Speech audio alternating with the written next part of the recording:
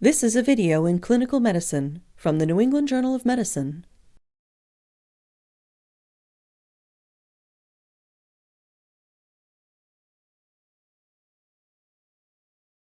Focused cardiac ultrasonography is a point-of-care qualitative or semi-quantitative means of assessing the heart that is performed and interpreted by the clinician at the same time as the physical examination.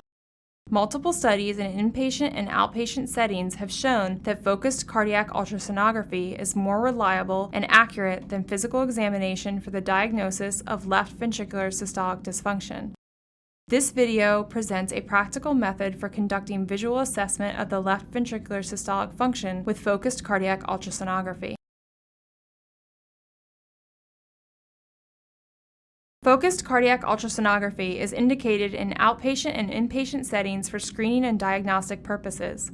Diagnostic indications include acute critical cardiopulmonary conditions such as dyspnea, chest pain, trauma, arterial hypotension, shock, respiratory failure, and cardiac arrest. Focused cardiac ultrasonography should not replace physical examination or more advanced comprehensive diagnostic measures such as formal echocardiography.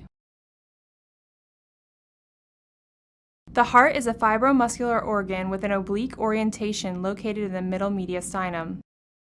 The left ventricular cavity is enclosed by the endocardial border. On its long axis and on the apical four-chamber plane, it has a bullet-shaped structure with its long axis spanning from the apex to the base of the heart. On its short axis, it has a circular shape with an irregular inner surface. The endocardial and epicardial borders surround the left ventricular wall. Systolic function relies on shortening of the muscle fibers along the longitudinal and circumferential planes of the left ventricle. From the beginning to the end of systole, these changes are manifested by a displacement of the mitral annulus towards the apex, increased wall thickness, and decreased cavity size.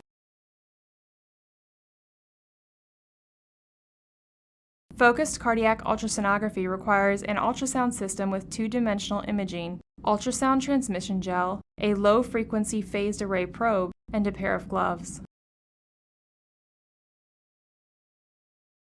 Before beginning the procedure, wash or sanitize your hands. Explain the procedure to the patient and mention that the procedure is not associated with risk or complications.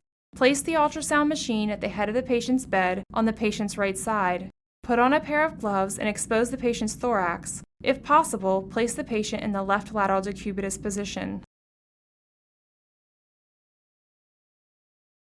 The most validated echocardiographic views for the visual assessment of the left ventricular systolic function are the apical four-chamber view, the parasternal long-axis view, and the parasternal short-axis view. To obtain an image in the apical four-chamber view, set the field depth between 15 and 20 centimeters and place the probe at the point of maximal impulse. Alternatively, you can start scanning at the anterior axillary line and move toward the nipple using a zigzag movement. Hold the probe at an angle of 60 degrees relative to the chest wall, facing the sternal notch, with the orientation marker pointing toward the 3 o'clock position. Since the orientation marker on the probe indicates the right side of the screen, the left ventricle and atrium will be seen on the right side of the screen. To obtain an image in a parasternal view, set the field depth between 12 and 20 centimeters and place the probe over the left third or fourth intercostal space adjacent to the sternum. To obtain an image in the parasternal long-axis view, point the orientation marker toward the 10 o'clock position or the patient's right shoulder and hold the probe perpendicular to the chest wall. The heart should be visualized in a horizontal orientation, showing the aortic and mitral valves, but not the left ventricular apex. To obtain an image in the parasternal short-axis view, first find the parasternal long-axis view, then rotate the probe clockwise until the orientation marker points toward the 2 o'clock position, or the patient's left shoulder, and decrease the field of depth to 10 to 14 centimeters. The left ventricle should be seen at the center of the screen as a circular structure in which the endocardial and epicardial borders can be consistently visualized. To evaluate the left ventricular systolic function by means of focused cardiac ultrasonography, use the following 4 echocardiographic measures: longitudinal shortening, anterior mitral leaflet motion, thickening of wall segments, and change in the area of the cavity. Longitudinal shortening is best evaluated in the apical 4-chamber view. Identify the segment between the base and the apex of the heart, which corresponds to the left ventricular longitudinal plane. The lateral and septal mitral annuli can be used as anatomical reference points. The segment reaches its maximum length at end diastole. During systole, the base moves toward the apex, causing the segment to shorten until it reaches its minimum length at end systole. The difference between the maximum length and the minimum length during the same cardiac cycle yields the estimated longitudinal shortening. A difference of at least 1 centimeter indicates normal left ventricular systolic function, whereas a difference of less than 1 centimeter suggests severely reduced left ventricular systolic function. Longitudinal shortening should also be evaluated in the parasternal long-axis view. Anterior mitral leaflet motion can be evaluated only in the parasternal long-axis view. Imagine drawing a line from the base to the apex of the heart along the midline of the left ventricular cavity. In early diastole, the mitral valve leaflets separate widely, with the anterior mitral leaflet moving toward the ventricular septum. When the movement or the motion of the anterior mitral leaflet extends beyond the midline, it indicates normal left ventricular systolic function. But when the motion does not extend beyond the midline, it suggests severely reduced function. Thickening of wall segments is best evaluated in the parasternal short-axis view. Wall thickness is minimal at end diastole. During systole, the myocardium contracts, causing the wall to increase in thickness until it reaches its maximum thickness at end systole. The fractional increase in wall thickness from end diastole to end systole during the same cardiac cycle yields the estimated thickening of wall segments. Uniform thickening throughout most of the wall segments, with an increase in thickness by at least 1/3, indicates normal left ventricular systolic function, whereas an increase in thickness by less than 1/3 suggests severely reduced function. Thickening of wall segments should also be evaluated in the apical 4-chamber and parasternal long-axis views. Change in the area of the cavity is best evaluated in the parasternal short-axis view. The space enclosed by the endocardial border represents the area of the left ventricular cavity. The cavity reaches its maximum area at end diastole. During systole, the endocardial walls move closer to one another, thereby reducing the area of the cavity until the cavity reaches its minimum area at end systole. The fractional decrease in the area from end diastole to end systole during the same cardiac cycle yields the estimated change in the area of the cavity. A decrease by at least 1/3 indicates normal left ventricular systolic function, whereas a decrease by less than 1/3 suggests severely reduced function. The change in the area of the cavity should also be evaluated in the apical 4-chamber and parasternal long-axis views.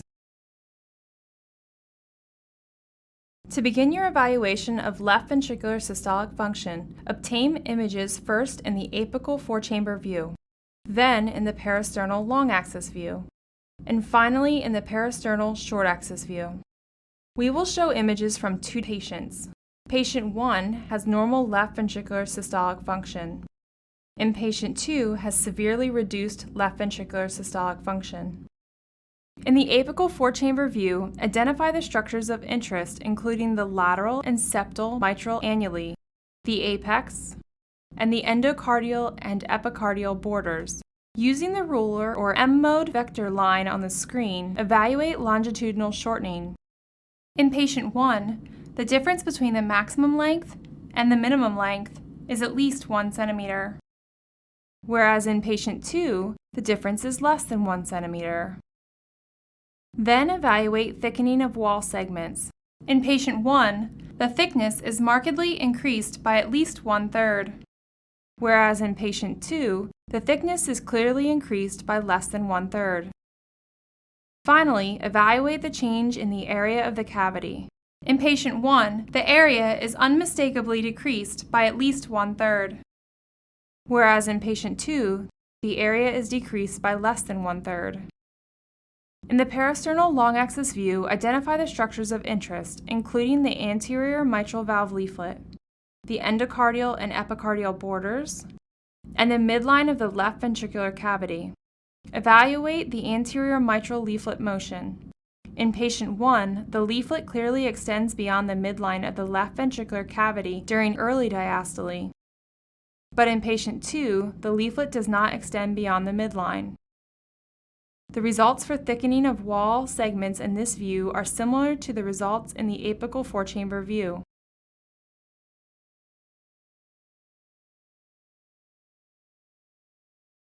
As are the results for the change in the area of the cavity.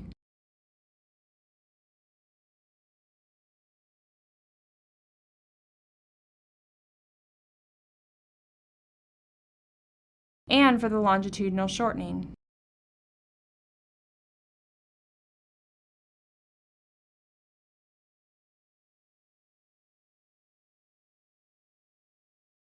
Obtain images in the peristernal short-axis view.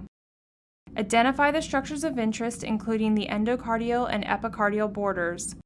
Again, the results for the thickening of the wall segments in this view are similar to the results of the apical four-chamber and peristernal long-axis views.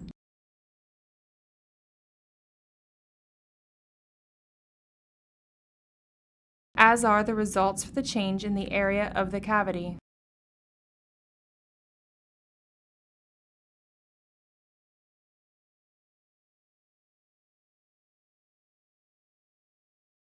As you perform the procedure, it is imperative to correlate and integrate the information collected in each view to complete the assessment of each echocardiographic measure. Consistency among all four measures and views is essential for an accurate visual assessment of the left ventricular systolic function. If all four measures are rated as normal, as in patient 1, it is reasonable to grade the left ventricular systolic function as normal, which would correspond to an estimated ejection fraction of more than 55%. When all four measures are rated as abnormal, as in patient 2, it is reasonable to grade the left ventricular systolic function as severely reduced, which would correspond to an estimated ejection fraction of less than 30%.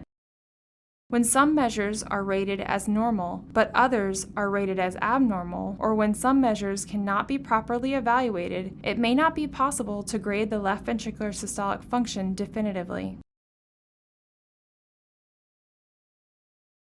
Proper use of focused cardiac ultrasonography may be limited by patient-related factors such as obesity, obstructive pulmonary diseases, and mechanical ventilation.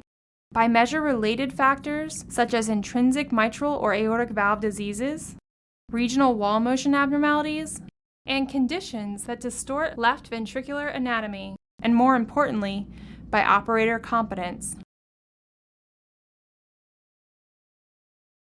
Left ventricular systolic function is a cornerstone of management in the vast majority of cardiac diseases, and it can be better characterized with appropriate use of focused cardiac ultrasonography. 4 echocardiographic measures in the left ventricle, longitudinal shortening, anterior mitral leaflet motion, thickening of wall segments, and change in the area of the cavity, can facilitate a qualitative or semi-quantitative assessment of the left ventricular systolic function.